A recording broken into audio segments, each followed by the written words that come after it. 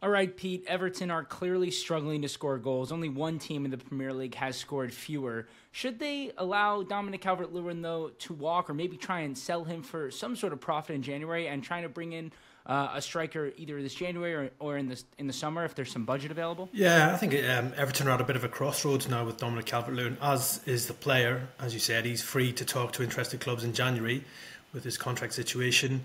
If they do lose him in January, it's going to cost a lot of money to replace Calvert-Lewin. Although he doesn't score a lot of goals, he is pretty central to what Everton do in attack. He is their number one forward.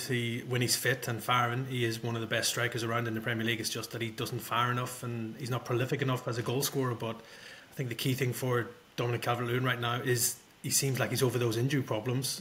Touch wood for him, because that's really held him back over the last couple of seasons at Everton. But yeah, I think he's got 2 goals in 12 games so far this season. It's not great, and that's Everton's problems, have been scoring goals. Beto, who has been playing backup to Calvert-Lewin, hasn't been prolific either, although he did get an important goal the other week.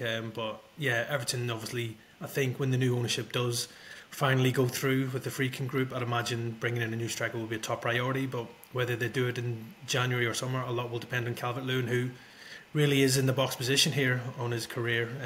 If he wants to leave on a free transfer and explore his options, he's more than willing to do that, I think, in that respect. While I'm sure the Friedkins won't want to see a valuable asset just leave the club on a free next summer. So if he doesn't get any closer to signing a new deal, they might have to listen to offers for Calvert-Lewin in January.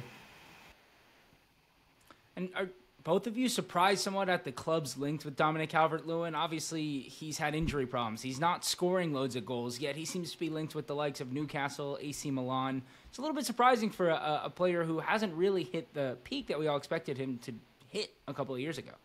Well, he's not scored double figures in the last 3 seasons. You look at what he's got now. Pete said he's got 2 in 12 this season. Last season, he got 8 in 38. The season before that, he got 2 in 18. And then 5 in 18, and it's not until 2021 season where he got 21 in 39. He stayed fit for 39 games across all competitions, scored 21 goals. So you're talking about a player, who's on his day is potentially a very, very good striker, one of the best. But when you look at his recent record, his injury record, and his goal-scoring record, the reason he's getting linked to the clubs is because his contract's up. His contract's up in June 2025. So Everton are at a crossroads of whether they cash in on him now, if they're going to get any kind of value out of him, or allow him to run his contract down. Well, my take on it is you look at it and you say, what's that player worth to me as a club between now and the end of the season? How many goals is he, and how many goals and how many league positions are we going to be better off by keeping that player? And at the moment, the answer for me with Dominic Calvert-Lewin, you don't see it. The value in Everton keeping hold of him till the end of the season. What's Everton's remit this season? They want to push on a little bit better than they did last year. They want to try and stay in the league. Is he going to score the goals that will get him to mid-table, to challenging for Europe? No. Are Everton going to get relegated? I really don't think so.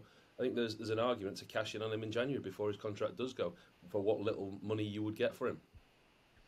And Pete, is it a bit of agent talk getting the link to those bigger name clubs after struggling so much over the past few years? Yeah, it could be a bit of that as well. But like Paul says, it's probably because of his contract situation that we do have these clubs looking at him. We know AC Milan over the years have made a lot of signings as free agents, because obviously it's a viable deal for them. They can offer big signing on fees for these players. But for Calvert-Lewin, I think you just have to look back at his performance in the Merseyside derby last year. He was unplayable on times in that game, gave Van Dijk and Konate real problems in that game.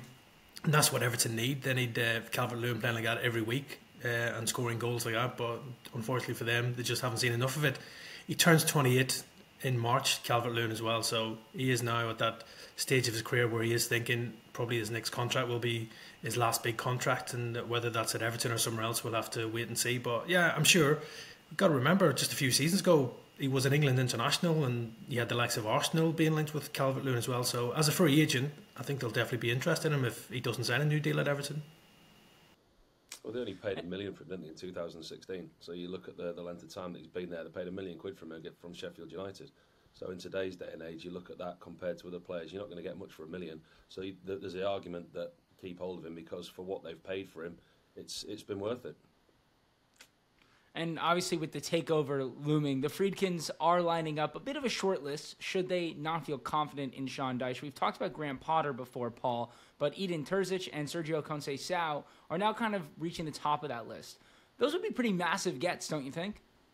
I think Conceição would be. I think you look at his record, you look at the two coaches. Terzic, obviously, 2 spells at Dortmund, getting to the Champions League final, Champions League runners-up. But you look at Conceição's record, at Braga, Nantes, Porto, 3 titles in Portugal, plus numerous domestic cup competitions. That would be a coup to get Conceição. Terzic, I think, would probably like the opportunity to manage in the Premier League. But again, we're talking about a manager's job when there's a manager still in charge, with Sean Dyche. So it's always going to be the case, though. We talk about it every week, don't we? But when there's a takeover happening at a club, that the likelihood is they'll bring their own person in.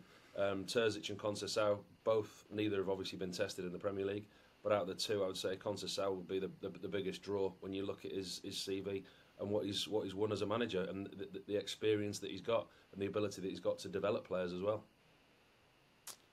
And Pete, obviously with the Friedkin takeover, it feels like we're going to hear a lot more rumors of swap deals or transfers in and out of Roma and Everton. The most recent one being Brian Cristante for Beto.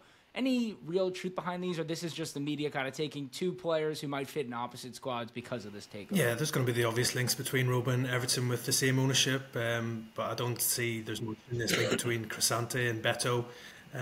Obviously, Cristante is still a key player for Roma, so I can't imagine they would be willing to let him leave the Italian capital to move to Everton. And again, Everton right now, due to their problems up front, probably can't really afford to let Beto go without bringing in a replacement. They've obviously got uncertainty surrounding the future of Dominic Calvert-Lewin, so to let Beto go as well would be a bit of a gamble, I think, from the Everton recruitment team if they were to do that, especially if they didn't have anybody else lined up as well. So yeah, probably just an obvious link between the 2 clubs due to the ownership situation of them, and I'm sure this will be the ongoing scenario between Everton and Roma, is maybe there could be swap deals involving the 2 clubs as well. But we know over history and years that you don't see too many swap deals going on in the Premier League. You maybe see it more in Italy, but it's not really prevalent in the Premier League. Just that great Alexis Sanchez swap deal, obviously. Yeah, the lack of goals in Everton. If you're going to take Beto out of it, you get, if you're looking at Cristante, you're getting a completely different player. It's not a player that's full of goals. And you look how long he's been at Roma. You look at the amount of games that he's played. He's an integral part of that squad. The turnover of managers that Roma have had, he's remained a mainstay and an integral part. I mean, he's still contracted till June 2027. So, in all honesty, I don't think Roma would be in much of a hurry to 1, trade, and 2, to trade for Beto.